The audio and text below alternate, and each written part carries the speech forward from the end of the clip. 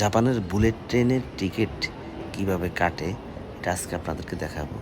দেখেন এই যে শিনকানসেন লেখা, শিনকানসেন এটা হচ্ছে তারা বলে শিনকানসেন, আমরা বলি বুলেট ট্রেন, কারণ এটা বুলেটের গতিতে চলে। আপনার ঘন্টায় 300, 350, 400 কিলোমিটার বেগে চলে। এই মেশিনগুলো থেকে মূলত টিকিটগুলো কাটে।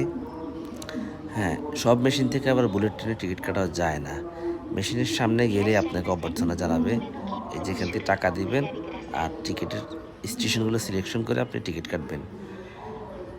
এছাড়াও আপনি সরাসরি কাউন্টার থেকেও কাটতে পারেন। দেখেন মানুষ সিরিয়ালদের কাউন্টার থেকে টিকিট কাটতেছে।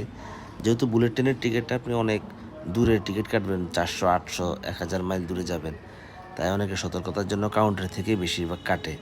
কারণ একটু ভুল হলে তো আপনার অনেক ক্ষতি হয়ে যেতে পারে আর কি।